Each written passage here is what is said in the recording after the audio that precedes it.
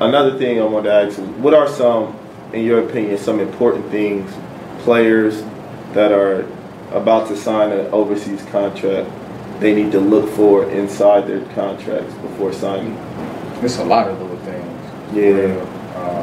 I think number one, just, I don't know. It's tough. It's tough where to start. Like, I just say for me, I'll just take my. I'll pick you back off of you too. Yeah. We'll just name a few. Okay, cool. So like for me, some of the things I always look for first is like obviously outside the salary. You know, you gotta have a salary, but like guarantees in the contract. Like you know, am I guaranteed a certain amount of this contract? Is it 100% guaranteed? Is it so many months? You know what I'm saying? Other things like obviously your housing, your Wi-Fi, your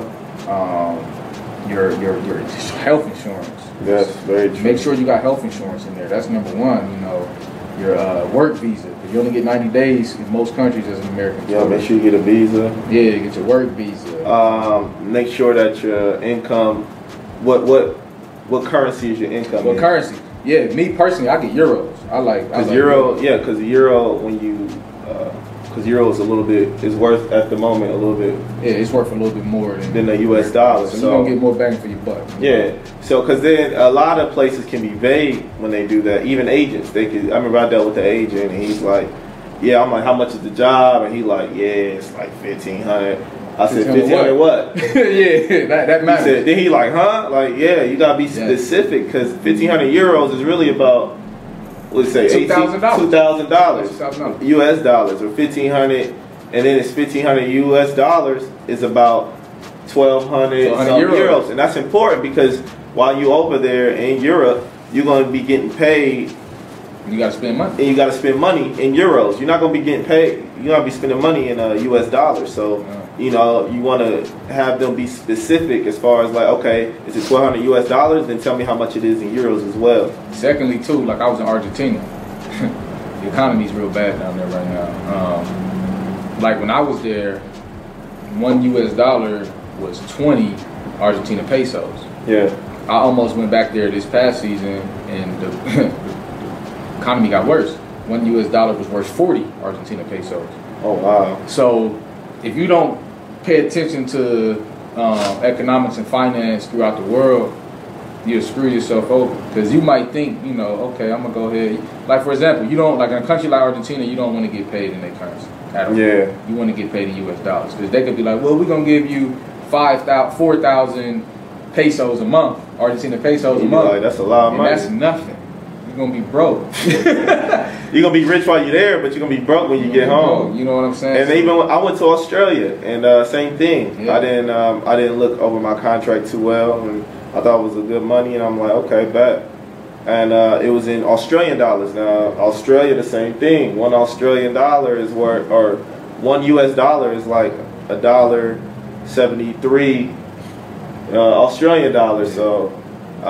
You know, when you try to exchange that back, you got to pay the exchange rate, and you got to, it's a lot, and you're going to end up losing a lot of money not knowing what you're getting yourself into. Yeah. So just being knowledgeable of that type of stuff. Other things, too, that you got to include in your contract, how you're going to get paid. So, you know, certain countries have a limit that you can make before they tax you. Like, for example, in Finland, you can make 20,000 euros before you get taxed. So once anything above that 20,000, you're getting taxed on it. So, but a country like Finland, for the most part, they have a great banking system. So like, you ain't really got to worry about, you know, getting money wired and all that. But like, for example, in Bosnia, they want to pay cash. But in my contract, it states I need to be wired and I need the proper tax documents to be able to prove. Like, say you want to come home and you want to get a car and put a lease on the car. Yeah. Where's this money coming from? You know what I'm saying? They need to see the proper documents. So like, make sure you know you put in there that you got to get wired your money on this specific date, in this specific amount, along with the proper paperwork that comes with it. You know, or you could be shooting yourself in the foot. Also, It's all types of stuff. Washer, dryer. Oh yeah. Make sure you got that. You can put that in your contract. Like, ask for a washer and dryer because you might get in a situation where you don't have one and it's rough. When I was in Spain, I didn't have I had a washer. We didn't have a dryer, so we used to have to hang our window. Well, it was common. It's common over It was here. common over in Spain, but we used to have to hang it on a little line. The only thing about hanging stuff on the line is then you get everything that's blowing in the wind. Get your clothes, and say you threw a black tee out there, you go grab it. You got a fly on it, pollen. You got you got everything on your. Or you might have 2 practices a day. You can't wash and dry fast enough. Exactly. You got to be very So you got to know stuff like that. Just little things like that. Little things like that. Yeah, buyout clause. Buyout. If you want to say it's not the best situation or the best league or something, you can get a buyout clause where another team can buy you out your contract. Also, important things too is most teams is gonna be late when it comes to overseas. Yeah, they're gonna be late with your money, so you need to put clauses where, okay, after 5 days of a team being late, you can sit out of practice. I know this might sound crazy to a lot of dudes that's coming fresh out of college, like, you gonna sit out of practice? Yeah. Consign mirror, please. So this is a business. If they don't pay you, you're not gonna keep going to work. Right. So it's like, you might have your contract after 5 days. If they don't pay you, you can sit out of practice. And after, I don't know, 14 days, if they don't pay you, you can leave the country, get all of your money for the year guaranteed, and they gotta release you within 48 hours. Different things like that. Like one of my contracts had a 15-day clause where I could, after 15 days, I didn't have to practice, and after 30, I'm allowed to leave.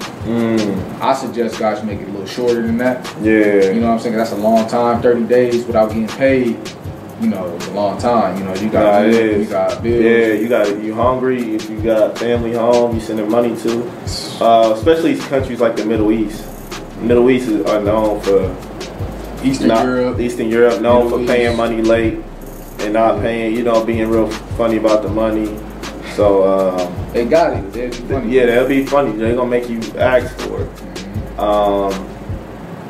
If you got anything else, but that pretty much wraps it up as far as common things you probably can look for in your contracts. Yeah, for the most part. But you make sure you got an agent that's definitely not. Don't depend too much on your agent either. If you got an agent, don't just think because your agent sent you the contract it's all good and trust your agent's word. Your agent got a lot of stuff he or she got to do where they may not get all the variables that you may want in it, and they'll just send you over there with a contract that ain't fully thought. Yeah, so you have to definitely look at that yourself and tell your agent what you want, and be very particular, and read your own contracts and make sure you know what's the clauses and what you need to do in there. Get a lawyer or attorney if you can. Somebody that you trust and knows how to read contracts and knows what to look for. Yep. Somebody that's familiar with international business. Exactly.